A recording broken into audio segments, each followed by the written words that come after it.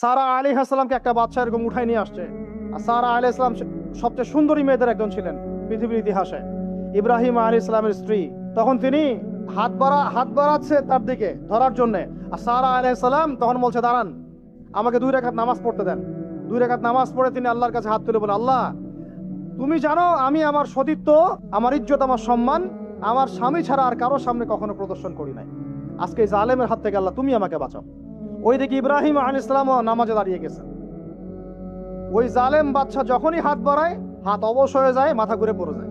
3বার 4বার চেষ্টা করেছে, তারপর পারে নাই। শেষে বলেছে, তোমরা আমার কাছে কাকে নিয়ে আসছো? নিয়ে যাও একে আমার সামনে থেকে। পরে উল্টা হাজারা আলাইহিস সালামকে হাদিয়া সহ দিয়ে পাঠিয়ে দিয়েছে। একটা মেয়ে চাইলে তার ইজ্জত সম্মান এভাবে রক্ষা করতে পারে। তোমরা জেনায় ছেলেরা লিপ্ত করেছে কারণ তোমরা চেয়েছো বলেই করতে পারছো।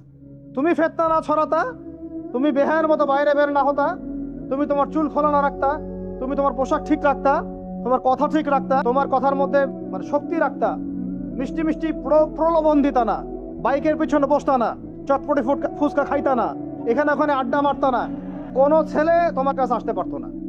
তোমরা এই কাজ করেছো, ছেলে আসতে পেরেছে। আপনারা তো কিছু হইলে ছেলেদেরকেই দোষ দেন। ছেলেরা তো এমনি আকর্ষিত হবেই। আমি একজন ছেলে হিসেবে বলতেছি, এটা না তো বিষয়টা। একটা ছেলের ফিতরত এটা, যে তার কাছে সবচেয়ে সুন্দর মনে হবে একটা মেয়েকে। এটা একটা ছেলের ফিতরত, স্বভাব, ধর্ম। এটা চুম্বকের মতো আকর্ষণ করবে। আর এর উপর যখন আপনি এটাকে ফ্রি অ্যাক্সেস করে দিবেন, লাইসেন্স করে দিবেন, বেপর্দায় বের হবে, গায়ের জামা কাপড়ও ঠিক নাই, হ্যাঁ, তারপর কথাবার্তা মিষ্টি মিষ্টি প্রলোভিত টানতেছে, সিডিউস করতেছে, তখন তো একটা ছেলে মানে মিসগাইডেড হইতেই পারে। স্বাভাবিক, ছেলেরও দোষ আছে, কিন্তু অবশ্যই এখানে মেয়েরও দোষ আছে। আমরা তো অনেক সময় ঢাকা শহরে দেখি রাত 10টা 12টা বাজতেছে, আমরা মাহফিল করে যাচ্ছি, কোনোদিন বাসায় ফিরতে 1টা 2টা 3টাও বাজে। রাত 3টার সময় ছেলে মেয়ে বাইকে করে ঘুরতেছে ঢাকা শহর। ওই মেয়েটার কি বাসায় বাবা নাই, ভাই নাই, কোনো স্বামী বা কেউ নাই, মাহরাম কেউ নাই? আমরা সুযোগ দিচ্ছি বলেই তো আমাদের ঘর পর্যন্ত ঢুকতে পারছে। সবার আগে মেয়েদেরকে শক্ত হইতে হবে। আর মেয়ের বাবা যারা, আমি তো নিজেও মেয়ের বাবা, আমরা বাচ্চাদের সাথে সময় কাটাই আর ভাবি যে কি যে হবে ভবিষ্যতে আল্লাহ ভালো জানেন। কিভাবে মেয়েকে মানুষ করব, কিভাবে সতীত্ব রক্ষা করবে আমাদের মেয়েরা। যা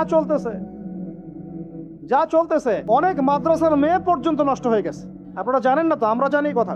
মাদ্রাসায় পড়ুয়া বহু মেয়ে নষ্ট হয়ে গেছে।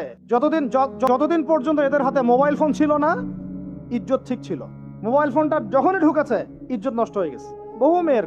আমি এরকম জানি, বলতে চাচ্ছি না। যাই হোক, ওই জায়গায় আসেন, ওই ছেলেটা তখন 100 স্বর্ণ মুদ্রা অর্জন করেছে, কষ্ট করে আর্ন করেছে। যে আপনাদেরকে বলে যে নিজের পায়ে দাঁড়াও, তারপরে তোমার সাথে রাজি। সে অনেক কষ্ট করে 100 স্বর্ণ মুদ্রা অর্জন করে মেয়ের কাছে গিয়েছে। চাচাতো বোনকে বলেছে যে স্বর্ণ মুদ্রা নাও, এখন বলো তুমি রাজি না। সে মেয়ে বলছে হ্যাঁ ঠিক আছে। তো এখন দুজনের মধ্যে যা হওয়ার তাই হচ্ছে। অ্যাডাল্ট আপনারা সবাই বুঝেন। কিন্তু এখন মূল যে কাজটা, স্বামী স্ত্রীর যে মূল মিলন, এই মিলনটা করার জন্য সেই ছেলেটা বসছে। হাদিসের মধ্যে আসছে এভাবে, 2 পায়ের মাঝখানে বসে পড়ছে ছেলেটা, এখনই জাস্ট শুরু করবে। তখন ওই মেয়েটা বলে উঠছে যে হে আল্লাহর বান্দা, আল্লাহকে ভয় করো, আমি আমার সতীত্ব কখনো নষ্ট করি নাই, তুমি আল্লাহকে ভয় করো। এই কথাটা যখনই বলছে, তখন ওই ছেলের মনের মধ্যে এমন ভাবে একটা রিয়াকশন জন্ম নিয়েছে, আল্লাহর পক্ষ থেকে এমন একটা নূর আর হেদায়েত চলে আসছে। ওই অবস্থা থেকে ছেলেটা উঠে চলে গেছে এবং স্বর্ণমুদ্রাও দিয়ে দিচ্ছে, যে স্বর্ণমুদ্রাও আমার দরকার নেই, যা। এবার সেই গুহার মধ্যে বন্দি অবস্থায় আল্লাহর কাছে হাত তুলে দোয়া করতেছে, আল্লাহ, তুমি যদি জানো ওই কাজটা আমি তোমার সন্তুষ্টির জন্য করেছিলাম, আজকে আমাকে এই সাক্ষাৎ এই মওতের হাত থেকে বাঁচাও। সাথে সাথে এই পাথর সরে গেছে। কেন বললাম, যদি আমি জেনা থেকে বেঁচে থাকতে পারি, ইনশাআল্লাহ তাআলা আল্লাহ পাক সাক্ষাৎ মৃত্যুর মতো এই আযাব থেকেও, বিপদ থেকেও আল্লাহ বাঁচাতে পারেন। এটা একটা হাদিস, সবাই মনে রাখবেন। দ্বিতীয় একটা বলি, এটা আমাদের সব বিবাহিতদের জন্য। আজকে তো বিবাহিতরাও অভাব নাই। আর আমি আশ্চর্য হয়ে যাই যে বিবাহিত একটা ছেলে, বিবাহিত একটা পুরুষ তার স্ত্রীকে এভাবে বেহায়ার মতো কিভাবে সবার সামনে শো করতে পারে। বিয়ে আপনি করলেন, মোহর আপনি দিলেন, সম্পদ আপনার, তার সতীত্ব আপনার, তার সম্ভ্রম আপনার, আপনি নিজে কেন ওকে এভাবে সবার সামনে উত্থাপন করতেছেন? টিকিট আপনি কাটলেন, সিনেমা সবাই দেখবে, ব্যাপারটা এরকম। কি অবস্থা! আবার কোন কোন ঘরে দেখা যায় স্বামীরা কন্ট্রোল করতে চাচ্ছে, কিন্তু মেয়ে বা স্ত্রী কন্ট্রোলে থাকতে চায় না। স্বামীকে বলে তুমি বেশি হুজুর হয়ে গেছো, বেশি হুজুর হয়ে গেছো। এই যুগে এগুলো চলে, এটা আধুনিকতার মডার্ন যুগ। এই করতে করতে আমাদের সমাজে পরকীয়া ছড়ায় পড়ছে। এখন এই পরকীয়া বলতে কি হাদিসটার কথা মাথা আসছে, আল্লাহর নবী সাল্লাল্লাহু আলাইহি ওয়াসাল্লামের একজন সাহাবী, মহিলা সাহাবী। কি সাহাবী বলেন? এরকম ঘটনা দুই একটা ঘটেছে, আমি একটা বলতেছি খালি। মদিনা মহিলা সাহাবী কোনো একভাবে এরকম একটা অঘটন ঘটে গেছে। মানুষ তো হতে পারে, কি মানুষ তো পাপ করবে, তাই না? হতে পারে। এখন তিনি গর্ভবতী হয়ে গেছেন। নবী সাল্লাল্লাহু আলাইহি ওয়াসাল্লামের কাছে এসে বলছেন, ইয়া রাসূলুল্লাহ তাহিরনি, আমাকে পবিত্র করেন, আমি অনেক বড় অন্যায় করে ফেলেছি। নবী সাল্লাল্লাহু আলাইহি ওয়াসাল্লাম মুখ ঘুরিয়ে নেন, মুখ ঘুরিয়ে নিয়ে বলেন যে বাসায় যাও, তওবা করো, আল্লাহ মাফ করে দিবে। নবীজি শুনতে চাচ্ছেন না, কারণ শুনলে কোর্টে মামলা আসলে তো বিচার করতে হবে। তিনি বলছেন যে বাসায় যাও, বাসায় যা মাফ, আল্লাহর কাছে ইস্তেগফার করো, আল্লাহ মাফ করে দিবে। আবার এদিক দিয়ে ঘুরে আস, ইয়া রাসূলুল্লাহ আমাকে পবিত্র করেন, আমি অন্যায় করে ফেলেছি। এভাবে কয়েক দফার পরে নবীজি বলছেন, তুমি কি অন্যায় করেছো? এমন কোন কাজ কি তুমি করেছো? সুরমা দানিতে সুরমা নেয়ার সময় আমরা যেভাবে নেই, এরকম কোন কাজ কি তুমি করেছো? মানে উনি শব্দটা উচ্চারণ করলেন না, মুখ দিয়ে একটা এক্সাম্পল, মিসাল দিয়ে বুঝালেন, তুমি কি এরকম কোনো কাজ করেছো? অ্যাডাল্ট্রি কোনো কাজ করেছো? তো তিনি বলছেন, হ্যাঁ আমি গর্ভবতী হয়েছি। নবী সাল্লাল্লাহু আলাইহি ওয়াসাল্লাম আমার বিচার করে দেন। তিনি বলছেন যে বাসায় যাও, আগে সন্তান জন্ম দাও, তারপরে দেখা যাবে। সন্তান জন্ম হলো, সেই মহিলা আবার এসেছেন, সাহাবী, ইয়া রাসূলুল্লাহ আমার বিচার করে দেন। বলছেন সন্তান জন্ম হয়েছে, হ্যাঁ, এখন সন্তান কি করে? দুধ পান করে। দুধ পান করাও, 2 বছর দুধ পান করাও, তারপরে বিচার করে দেব। 2 বছর দুধ পান করা শেষ, সন্তান এখন শক্ত খাবার খেতে পারে। কোলে করে সন্তানকে নিয়ে আসছেন। নবী সাল্লাল্লাহু আলাইহি ওয়াসাল্লামকে বলছেন যে ইয়া রাসূলুল্লাহ, এই যে আমার বাচ্চা দেখেন খেতে পারে, এখন একে আমার বিচার করে দেন। দেখেন তাদের পরকালের কনসেপ্টটা কেমন ছিল, তাদের পরকালের চেতনা কেমন ছিল। এবার নবী সাল্লাল্লাহু আলাইহি ওয়াসাল্লাম বলেন, তোমাদের মধ্যে কে আছো এই বাচ্চার দায়িত্ব নিতে পারো? একজন আনসারী সাহাবী বলছেন, আমি। বাচ্চা তার কোলে দিলেন, দিয়ে বলেন, এই তাকে নিয়ে যাও, নিয়ে গিয়ে অমুক জায়গায় নিয়ে তাকে রজম করো। কি করো? রজম মানে কি ভাই? কোমর পর্যন্ত মাটিতে গেঁথে দিয়ে পাথর নিক্ষেপ করে, এই রজম করতে গিয়ে তার গা থেকে রক্ত ফিনকি বের হয়ে কোন একজন সাহাবীর, সম্ভবত খালিদ ইবনে ওয়ালিদ রাদিয়াল্লাহু আনহুর জুব্বার মধ্যে গিয়ে লেগেছে। তো তিনি কিছুটা তাচ্ছিল্যের স্বরে একটা বাক্য প্রয়োগ করেছেন, ছি এটা কেমন হলো। হ্যাঁ, মানে কিছু বলেন নাই, জাস্ট একটা রিয়াকশন দিয়েছেন যে নবী সাল্লাল্লাহু আলাইহি ওয়াসাল্লাম এই কথাটাই বলতে চাচ্ছি আমি। তিনি বলেছেন, হে খালিদ, তুমি থামো, তুমি তাকে এভাবে করো না, আন্ডারএস্টিমেট করো না। এই নারী এই অপরাধ করার পরে যে পরিমাণ ইস্তেগফার করেছে, আল্লাহর কাছে তওবা করেছে, তার একার তওবা যদি মদিনাবাসীর মধ্যে ভাগ করে দেওয়া হয় তাও কম হবে। এই ঘটনা একটা ঘটেছে, আরেকজন সাহাবীর সাথে ওই ঘটনা ঘটেছে, পুরুষ সাহাবী। নবীজি বলেছেন, তোমরা তাকে তাচ্ছিল্য করো না, কারণ আমি দেখছি সে এখন জান্নাতে সাঁতার কাটতেছে। আর আমরা এই যে পরকিয়া, দেখেন পরকিয়া করলে, পরকিয়ার মাধ্যমে কেউ যদি ব্যভিচার করে ফেলে, নাউযুবিল্লাহ, তাহলে এই পৃথিবীতে বাঁচার অধিকারটা সে হারায় ফেলে। পৃথিবীতে কি হয়? বাঁচার অধিকারটা সে হারায় ফেলে। ঠিক কেউ যদি সমকামিতা করে, এই পৃথিবীতে বাঁচার অধিকারটা সে হারায় ফেলে। নবীজি স্ট্রেট বলেছেন, ফাকতুলুল ফাইলা ওয়াল মাফউলা বিহি, যে করবে, যার সাথে করা হবে, দুটাকেই হত্যা করে ফেলো। কেউ যদি ধর্ষণ করে, বাঁচার অধিকারটা হারায় ফেলে।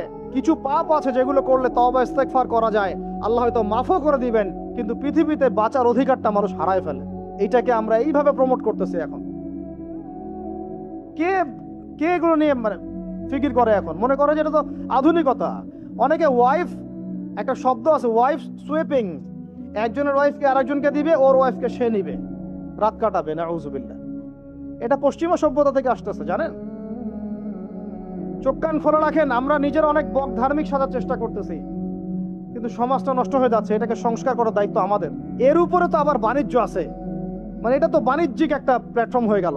যত বেশি পারো বাণিজ্য করো, এটা উপলক্ষে অমুক ছাড়, এইটা উপলক্ষে তমুক, এইটা উপলক্ষে অমুক নাটক, এটা উপলক্ষে অমুক গান, এই উপলক্ষে অমুক সিরিয়াল, এই উপলক্ষে অমুক টেলিফিল্ম।